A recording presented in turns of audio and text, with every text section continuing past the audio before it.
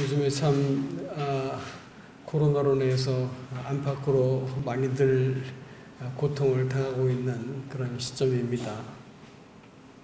또 코로나를 막상 겪어보니까 세상이 이렇게 종말이 오겠구나라는 생각도 들 만큼 세상이 빨리 바뀌고 있어요.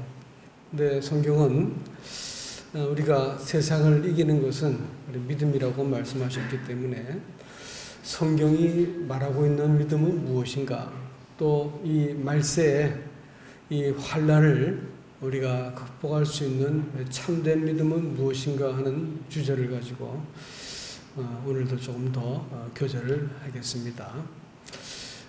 디모데후서 3장에서는 이 마지막 때의 현상을 이렇게 얘기합니다. 디모데후서 3장 말씀을 한번 읽어보겠습니다.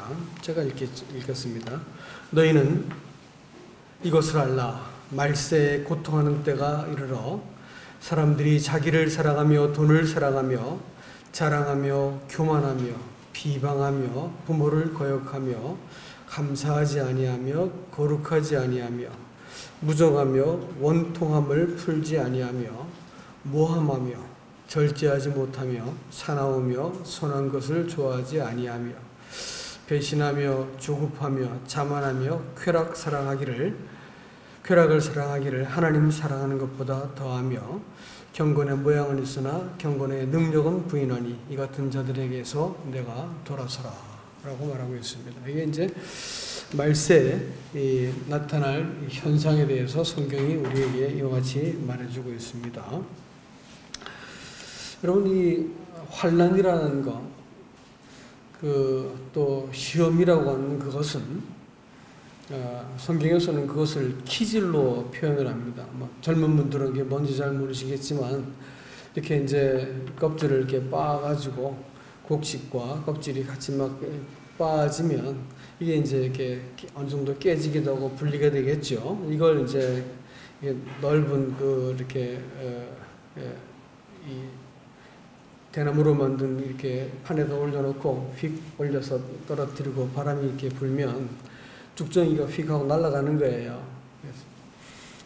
이 키즈를 알곡을 걷어내기 위해서는 이제 절구질 같이 해가지고 이 껍질을 알맹이로부터 분리시키는 일이 하나 필요하고, 두 번째는 이걸 휙 날려가지고 이 죽정이를 날려보내는 일들 두 가지가 다 필요할 겁니다. 우리가 환난과 때로는 시험을 만나는 이유는 바로 이와 같이 우리가 믿음이라고 생각했던 그것이 어느 순간 툭 하고 깨져버리고 날아가게 되어지는 그런 과정은 우리가 시험을 겪지 않고는 결코 불가능한 것이기 때문에 주님께서는 우리에게 이와 같은 시험을 허락하시는 겁니다. 특별히 전염병이라고 하는 그것은 마지막 때 나타날 그 현상이고, 또 하나님의 백성들에게도 종종 하나님께서 허락하셨던 일이기도 합니다. 근데 전염병이라는 말이 재미있는 것을 발견했는데, 전염병이라는 말이 데베르라고 하는 히브리어를 씁니다. 그런데 데베르라고 하는 그 단어가 다바르라고 하는 단어와 같은 어근을 쓰고 있더라고요. 다바르는 여러분 아시는 것처럼 말하다라는 뜻입니다. 광야를 미드바르 이렇게 말하는데 그것은 장소를 의미하는 그 말과 함께 합쳐가지고 말씀하신 곳이란 뜻입니다. 그런데 히브리어에 있어서 말하다라는 뜻은 두 가지가 있습니다. 아마르란 말이 있고 또 다바르란 말이 있는데, 다바르란 것은 하나님께서 말의 어떤 성취와 결과를 염두에 두고 하실 때는 다바르란 말을 쓰시고, 그냥 말하는 것 과정과 말하는 것 자체를 말할 때는 아마르란 말을 씁니다.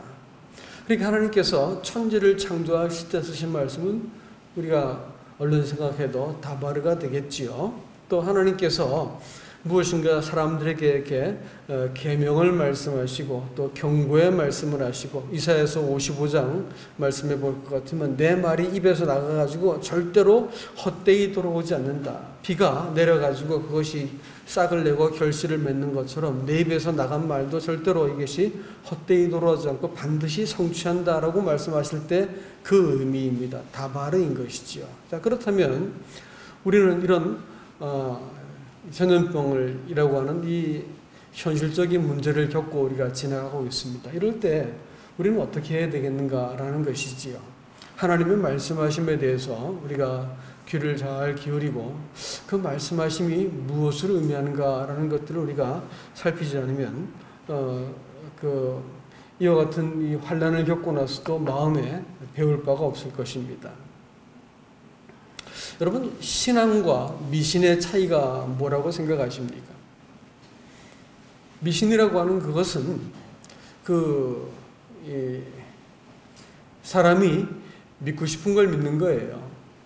또 막연한 걸 믿는 거고, 그 다음에 사람의 어떤 기대와 정성을 모아가지고 신이라고 하는 존재를 움직이겠다는 것이 미신입니다.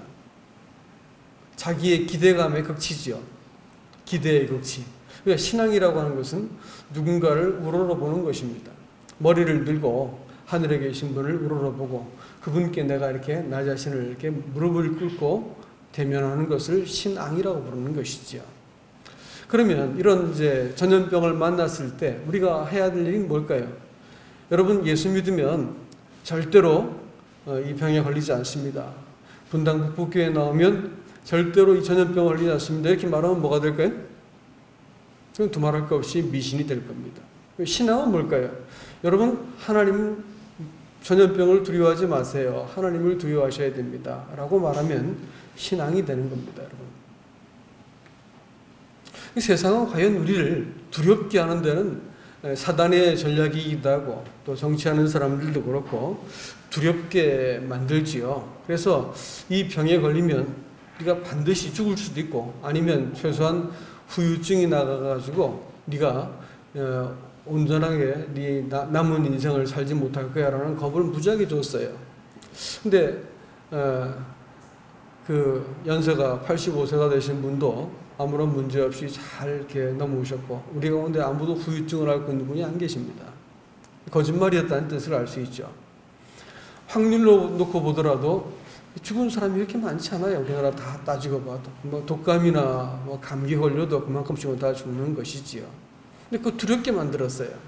무엇보다도 더 아주 질이 나쁜 것은 뭐냐면 걸리는 사람은 나쁜 사람인 거예요. 죄인인 거예요. 그 회사가 되었든 뭐가 됐든 걸렸다 하면 그 사람이 아주 책임을 지고 무슨 병균 덩어리고 이 숙주같이 여겨가지고 사회에서 이렇게 더 이상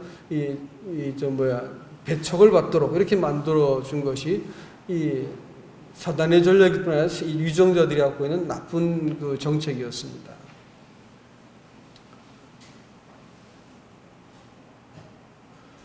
그리고 이제 특별히 이렇게 직장에서 좀 예민한 일을 하고 계신 분들은 교회를 갔다 오면 어떻게 무책임하게 교회를 갔다 올 수 있느냐 뭐 이렇게 묻기도 하고 또 아침에 출근할 때 설문조사를 해가지고 주일날 교회 갔다 온 사람들은 분리해서 격리해서 업무를 보도록 이렇게 하는 거예요. 그러니까 직장생활하는 사람들이 굉장한 이 압박과 고통을 느끼게 만들었습니다. 참 아주 고약한 것이지요. 이제 이런 협박을 하고 위협을 주어가지고 이 전염병을 두려워하게 만들어 놓은 것이 사실이었습니다. 그러나 우리가 이것을 지나면서 사실은 알아야죠. 이게 죽을 병이 아니구나. 또 이 병에 걸린 것이 누가 이렇게 병을 몰고 들어와서 교회에 퍼뜨린 것이 아니었구나라는 것을 알 것 같으면 이 비난을 하고 또 이렇게 책임을 묻고 배척을 하는 이런 일들은 없어야 되는 거겠죠. 그것은 사단의 전략인 것이지 교회에서는 그래서는 안 되는 것입니다. 이런 면들을 잘 생각할 것 같으면 우리가 두려움을 잘 극복해야 될 것이다라는 것이고요. 또 세상에 갖고 있는 세상의 프레임, 또 세상의 기준을 가지고 교회로 끌고 들어오면 어떻게 됐겠습니까? 그것은 매우 슬픈 일이 되는 거예요. 그래서 요한복음에 나타난 참된 믿음이 무엇인지에 대해서 조금 더 보고자 합니다. 이제 지난 두어 주 동안 제가 이 말씀을 계속해서 말씀하고 있는데 정리를 조금 해보겠습니다. 참된 믿음은 무엇이냐? 마지막 말세를 이길 수 있는 참된 믿음이 필요합니다. 안 그러면 우리는 속아요. 우리가 믿고 있다는 것을 믿게 됩니다. 그래 되면 나중에 우리가 나중에 우리 하나님 앞에 서게 되어질 때, 이게 내가 지금 믿음을 잘못 가졌구나라는 이런 이제 걱정을 할 수가 있습니다. 어려운 상황을 만날 수가 있는 거예요. 그래서 오늘 저는 여러분께 요한복음이 말하는 참된 믿음이 무엇인가라는 것을 잠깐 동안 몇 가지 말씀을 가지고 교제하겠습니다. 첫 번째, 우리가 지난번에 말씀드렸지만 이 참빛을 영접해야만 참된 믿음입니다. 왜 하나님이 자신을 빛이라고 소개했을까요? 그것은 두말할 것 없이 사람이 어둠이기 때문에 그렇습니다. 어둠이라고 하는 것은 그냥 어둡다는 말이 아니고 하나님을 대적한다는 뜻입니다. 빛을 미워한다는 말이지요. 그리고 빛을 자기 밑으로 소유한다 해서 카탈람바노라라는 말을 씁니다. 그렇게 하려고 하는 사람들은 절대로 이 참빛을 영접할 수가 없습니다. 참빛이 각 사람에게 가가지고 자기 백성, 자기 땅에 가서 찾아갔지만 사람들이 영접하지 않았습니다. 왜 영접하지 않았냐면 그를 영접하려면 그를 왕으로 받아들여야 되기 때문에 불편한 것이에요. 그를 영접하려면 자기가 잘못했다는 것을 그 빛 앞에서 노출되고 나면 자기가 잘못된 것이 인정되기 때문에 그걸 원치 않기 때문에 거절했습니다. 그러나 참된 믿음은 뭐냐면 하나님이 보여주는 빛 앞에서 내가 얼마나 악한 존재인지가 딱 들켜버리고 또 이분이 참으로 창조자이고 내 주인이라는 것을 인정하는 이 영접의 행위가 있어야 된다는 것입니다. 이럴 때 하나님이 정상적으로 나의 어떤 그 모든 허물을 이렇게 죄와 허물을 담당하시고 그 다음에 나를 통치하는 분이 되셔가지고 내 속에 찾아오시게 되어지는 이 믿음이 참된 믿음이라는 것을 말씀을 드렸습니다. 그래서 영접하는 자, 곧 그 이름을 믿는 자들에게는 하나님의 자녀가 되는 권세를 주셨다 이렇게 말했는데 이 권세라고 말하는 그것은 사람이 갖고 있는 파워가 아닙니다. 그것은 권이라는 말로 쓰여야지 맞습니다. 하나님으로부터 오는 그 자격과 또 하나님의 직장을 다녀도 이 좋은 직장을 다니면 떡하고 이렇게 명패를 붙이고 돌아다니지 않습니까? 여기다 예전에는 이렇게 배지를 붙이고 돌아다니고 했었는데 자신감 있으면 이렇게 하는 것이죠. 그런데 그리스도인들이 내가 하나님으로부터 받아들여졌고 하나님과 관계가 시작되어지면 이런 권세가 생깁니다. 마음속에 나 하나님의 것이지라고 하는 어떤 이 처신의 변화가 생기게 되어지고 하나님을 향해서 내가 전인적으로 내가 이렇게 돌아서게 되어지고 하나님의 통치를 수용하게 되는 마음을 갖게 되어진다라는 것입니다. 이런 믿음을 성경에서는 참 믿음이다 이렇게 이야기합니다. 두 번째는 이 하나님으로부터 보내심을 받은 자가 있었는데 요한이라 이렇게 말하고 저를 통하여서 참빛을 믿도록 하기 위해서 하나님께서 보내셨다 이렇게 말했습니다. 그러니까 두 번째로 참된 믿음은 뭐냐면 요한을 통한 믿음입니다. 요한은 누구냐? 그는 광야에서 외치는 자의 소리일 뿐 아니라 그리스도를 소개하는 자요, 무엇보다 그는 율법과 선지자의 맨 마지막 주자입니다. 율법을 대신한 자입니다. 구약을 종결하는 사람이다, 선지자다 이렇게 볼 수가 있겠습니다. 그런데 이 요한을 통해서 하나님을 믿는다라는 그 말뜻이 무엇이나 이게 그것은 실제로 이제 1장 뒷부분에 갈 것 같으면 요한과 함께 있던 제자 중에 두 사람이 예수님을 따라가는 모습을 볼 수가 있습니다. 정상적인 신앙은 요한을 통해서 예수님을 만나는 거예요. 율법을 통해서 은혜를 대면하는 사람이죠. 율법은 사람한테 뭘 요구할까요?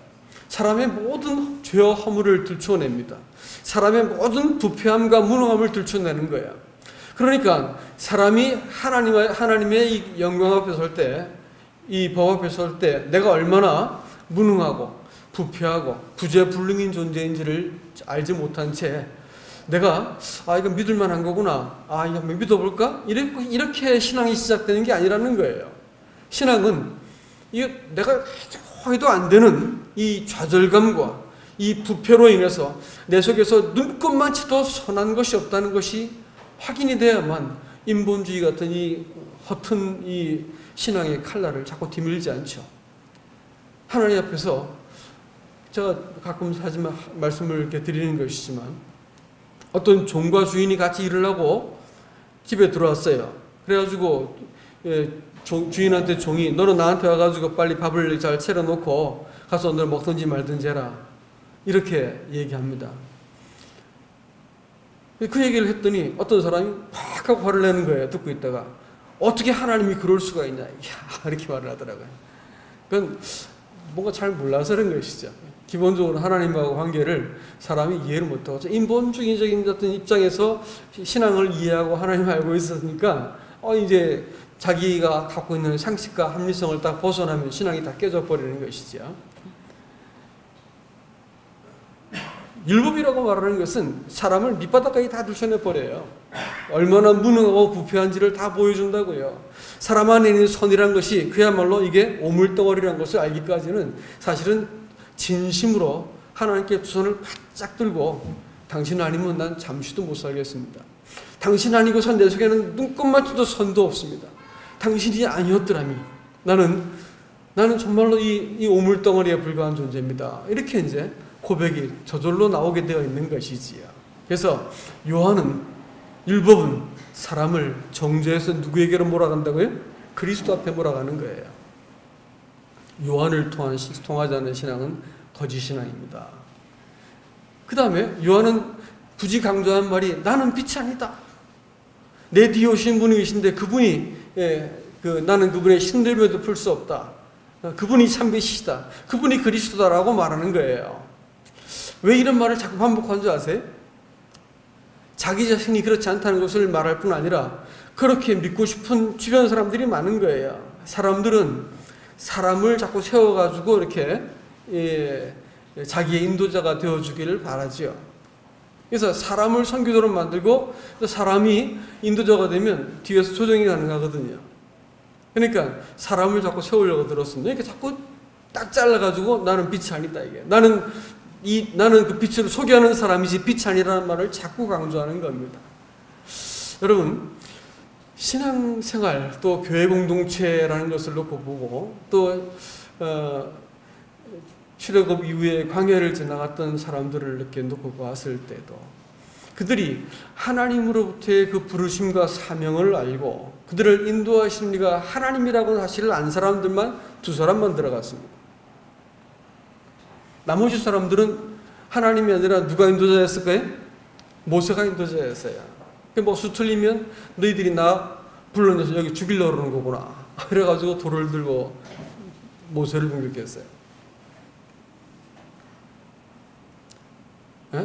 약점이 보이면 언제든지 비난을 하고 우리가 애굽으로 장관을 서서 돌아가자 이렇게 말을 했습니다. 끊임없이 사람이 문제였어요. 교회는 머리가 누구일까요? 예수 그리스도이십니다. 구원은 하나님 편에서 의도하신 것을 사람한테 펼쳐 보인 것이 구원이지 내가 받으려고 노력해서 얻어낸 것이 아니에요, 여러분. 그러니까 하나님을 보지 못하고 자꾸 사람을 가지고 이렇게 문제를 삼을 것 같으면 사람을 어찌해가지고 뭐 문제를 풀려고 들 것 같으면 결국은 그 바른 신앙 안에 서지 못하게 된다는 것을 기억하시기 바랍니다. 그래서 나는 빛이 아니야. 나는 그리스도가 아니야. 나는 단지 소개하는 사람이야 라고 자꾸 말하고 있는 거예요. 그래서 그리스도인들이 누가 되었든지 교회 인도자들은 지도자가 아니죠. 인도자들은 그리스도를 잘 소개해주고 그들이 그리스도를 쫓아갈 수 있도록 만들어주는 사람이 인도자인 것입니다. 그들이 갖고 있는 권위라고 하는 것은 이와 같은 일들을 위해서만 가능한 것이에요. 그 밖의 권위는 허용된 것이 없습니다. 그리스도인들은, 인도자들은 성도들이 하나님과 더불어 관계 맺고 예수 그리스도를 통해서 하나님을 대면하고 살 수 있도록 만들어주는 그와 같은 역할들을 하는 것이다 라는 것입니다. 그러니까 여러분들 이런 점에 있어가지고 요한을 통하지 않은 신앙이 거짓인 것처럼 오늘날도 자꾸 사람 주목하면 여러분 망하게 되어 있습니다. 사람 가지고 시비해도 망하게 되어 있습니다. 하나님과 상관하세요. 하나님이 머리를 치라고요. 예수 그리스도를 맞대면하지 못한 신앙은 자꾸 사람 의지하고 사람 시비하고 조직 고치려 들고 체대 바꾸려 들어가요. 이렇게 해가지고 문제를 풀어나가는 것은 정치하자는 것이고 세상의 원리를 교회로 갖고 들어오겠다는 거예요.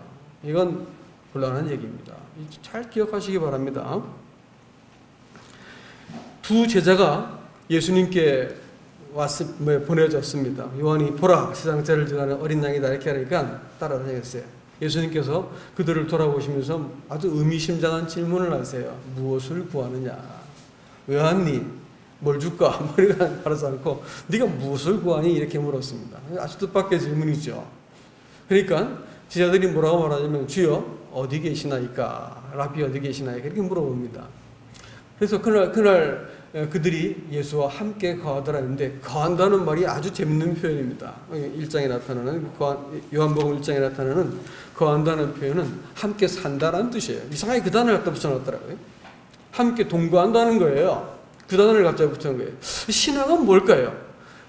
요한의 증거를 받아가지고 예수 그리스도와 동거하는 겁니다.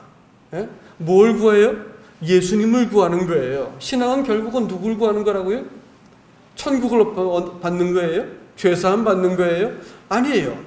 그것들은 부수적인 거예요. 결국은 누굴 구하는 거예요? 예수님 구하는 겁니다. 무엇을 구하느냐? 그러니까 주여 어디 계시나이까? 이렇게 물었던 건 뭐냐면 당신과 내가 함께 있기 원합니다라는 뜻이거든요. 예수와 함께 된 신앙이 바로 마지막 때를 이기는 신앙이다라는 것을 기억하시기 바랍니다. 그런가 하면 참된 신앙은 영광을 본 신앙이라는 것을 지난 시간 말씀을 드렸습니다. 우리가 그 영광을 보니 독생자 영광이요 은혜와 진리가 충만하더라 이렇게 얘기합니다. 여러분 우리 가운데 독생자 영광을 가지고 우리 가운데 함께 하신 하나님 이렇게 생각할 것 같으면 우리는 여기에서 신앙의 기본 이 기반과 터가 바뀌어야 되는 겁니다. 내 모든 존재의 가치는 함께 계신 그분 때문에 내 존재의 가치가 매겨지는 거예요. 그분 때문에 내가 가치 있고 아들처럼 살고 인정받고 정죄받지 않고 어떤 상황에서든지 하나님의 통제와 주관 안에서 우리를 인도해 가신다고 하는 것을 내가 신뢰할 수 있게 되는 겁니다. 함께 한다고 하는 이 신앙 말할 수 없이 존귀한 것이지요. 그 다음에 은혜와 진리가 가만히 들여다보았더니 본다는 말이 본질을 꿰뚫어 보다라는 말이라 했죠. 가까이 가서 들여다봤다라는 말이단 말이야. 그랬더니 그분이 은혜와 진리가 충만하신 분이다라는 것입니다. 은혜라고 하는 말이 알고 보니까 네 은혜가 내가 하나님께 무엇을 해서 내가 하나님께 나간 것이 아니고 은혜는 순전히 하나님이 나한테 무엇을 한 것이었구나 하는 것을 알게 되어질 때 신앙에서 내가 어깨에 힘을 빼는 거예요. 내가 그분을 어떤 상황에서도 정죄받지 않고 어떤 연약함 가운데서도 하나님을 의지할 수 있는 관계가 딱 되어진 것을 은혜라고 말하는 거예요. 은혜를 알 것 같으면 사람이 낙심해야 할 것도 없고 자기를 이렇게 책망하고 정죄할 것도 없고 하나님 앞에서 이와 같은 자를 받아주신 하나님에 대해서 내가 새로운 관계 설정이 되어지는 거예요. 이 은혜는 반드시 또 우리를 어디로 데리고 가냐면 하나님의 진리 앞으로 데리고 갑니다. 그러니까 은혜를 깨닫고 나서 그가 예수를 몰랐다. 가짜예요. 은혜를 알았는데 그가 진리를 따라서 행하지 않는다. 그 가짜입니다. 이런 일들이 이 시대만 있었던 게 아니에요. 초대교회, 제가 지난주에 책들을, 인터넷 자료들도 좀 뒤지면서 아주 재밌는 걸 발견했는데, 초대교회 때 있었던 4가지 이단이 있었습니다. 영지주의라는 거 뺄게요. 우리가 기독교가 좀 틀리니까. 근데 영지주의에 직접적인 영향을 받은 마르시온주의라는 것이 있습니다. 이게 뭐냐면, 성경을 통해서 깨달음을 팍 얻고 내가 그 믿음을 딱 갖게 되는 순간 우리는 구원을 받는 거야 라고 말하는 거예요. 그래서 이 사람들은 구약을 안 봤어요. 신약만 봤어. 마태복음 같은 거 안 봤어. 하여튼 구약과 연결된 것은 그것은 허접한 것이다. 왜냐하면 이 사람들이 영지주의 영향을 받았기 때문에 구약의 하나님은 저급한 신이었거든요. 신약의 하나님만 참 하나님이야. 그러니까 이 사람들은, 마르시온주의자들은 믿음으로 구원을 받는다 해가지고 주로 신약만 읽었고, 또 주로 이 사람들은 믿었기 때문에 구원을 받았다고 믿음에다가 이렇게 방점을 팍 찍었다는 거예요. 그래서 이 마르시온이라고 하는 사람이 이 예전에 영지주의였다가 부유한 어떤 그 상인이었었는데 방탕한 삶을 살던 사람이었습니다. 근데 믿으면 된다 그러니까 됐네. 옛날에는 비밀한 어떤 지식을, 영지주의적인 지식을 깨달으면 됐었는데 그게 아니라 성경에서 그것을 깨달으면 이제 구원 아닌가? 이래가지고 이 사람들이 믿음으로 구원을 받는 데서 믿었기 때문에 구원을 받는 이것을 가르치기 시작했어요. 이것이 굉장히 커다란 교회 가운데 해악을 끼쳤습니다. 이것은 시대를 바꿔가면서 계속해서 얼굴을 바꿔가면서 이름을 바꿔가면서 이 하나님의 교회와 참된 복음을 교란시킨 마르시온주의입니다. 오늘 한국교회에도 이 마르시온주의가 한국교회를 망가뜨려. 이렇게 많은 기독교인들이 있는데 이렇게 비도덕적인 이 일들이 자꾸 늘어나는 일들은 이유는 뭘까요? 한국교회가 갖고 있는 복음이 마르시온주의에 설득당한 겁니다. 믿었기 때문에 구원을 받았다는 거예요. 믿음이란 행위를 했기 때문에 자격이 있다는 거예요. 아니요, 그런 적 없어요. 그런 구원은 성경적인 구원이 아니야. 하나님이 다 해놓으신 걸 보고 나니까 내가 입을 가리게 되고 믿어져 버리게 되어지고 하나님께 무릎을 꿇게 되어지고 하나님의 이 영광 앞에서 사람이 파가고 엎드러지는 것이죠. 그러니까 믿어진다는 말이 맞는 거야. 마르시온주의에 속지 않길 바랍니다. 두 번째는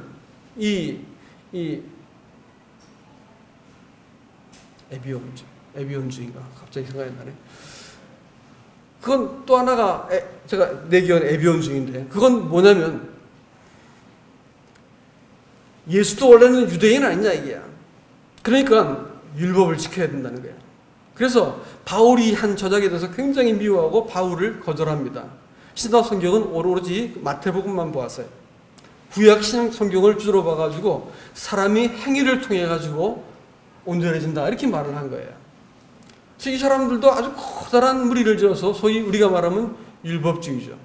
행위가 없는 구원은 구원도 아니야 이렇게 말해가지고 믿을 때 온전한 상태가 되도록 하기 위해서 수행하고 이렇게 만들어가 에비온주의였습니다. 그 다음에 세 번째가 몬타누스주의입니다. 이 사람은 뭐냐면 이 성령께서 계시를 주신 거야. 갑자기 성령이 어떤 이렇게 이상현상이 일어나기 시작해서 성령을 경험하고 체험하기 시작합니다.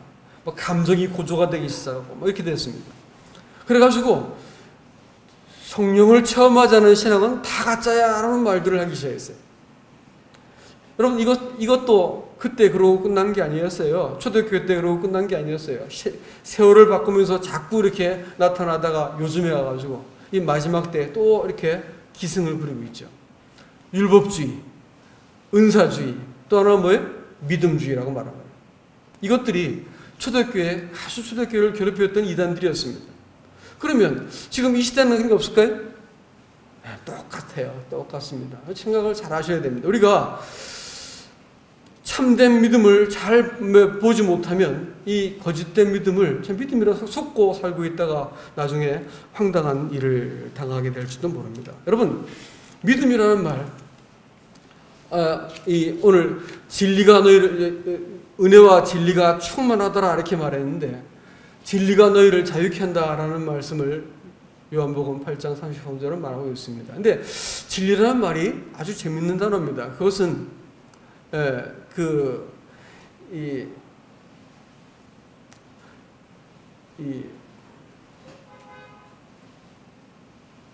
이 에메트라고 하는 말, 은혜와 진리라는 것은 이 헤세드와 에메트인데 에메트라는 말이 참 재밌는 단어입니다. 진리라는 말이.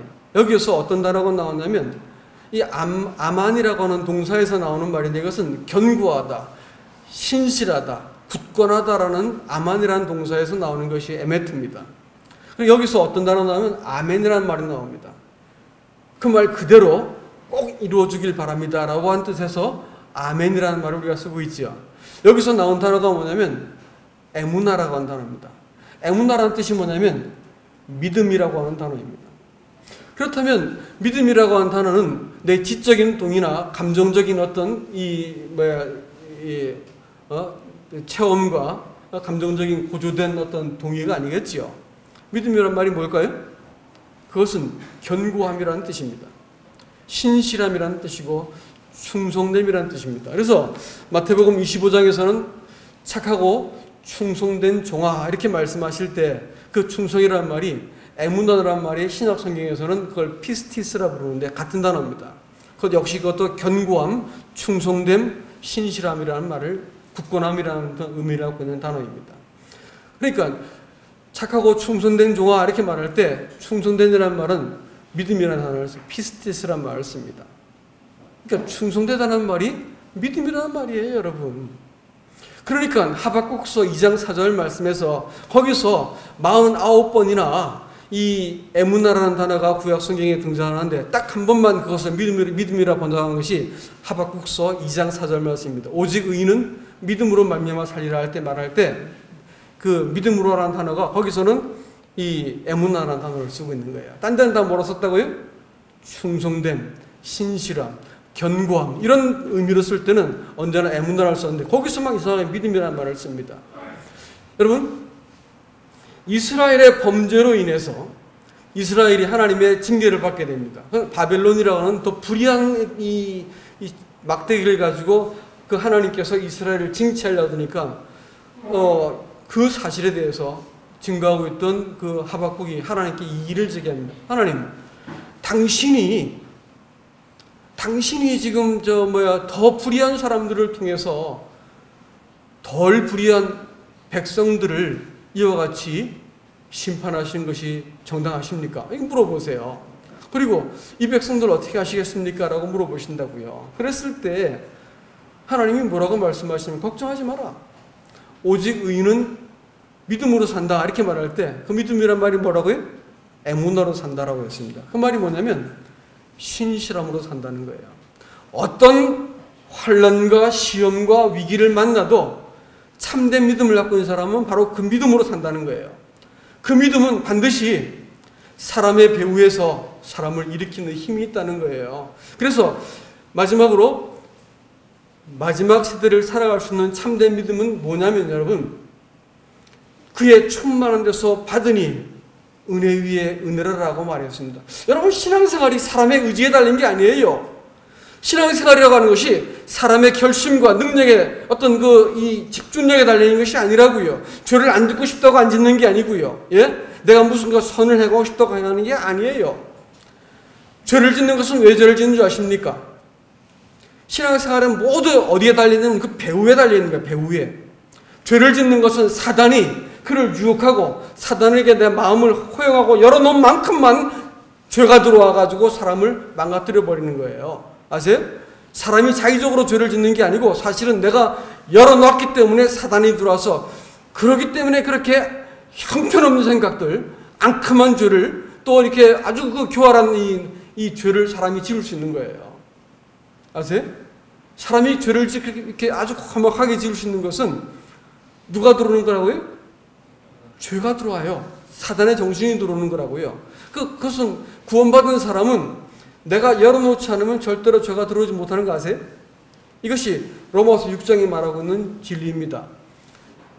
구원받기 전에는 죄가 우리를 지배했기 때문에 내가 원하지 않아도 죄를 지을 수밖에 없었습니다. 그러나 구원받은 성도는 죄의 권세로부터 사람이 끊어졌기 때문에 그때부터는 사람이 거기에 지배를 받지 않습니다. 다만 내가 동의해서 열어놓으면 사단이 들어오는 거예요.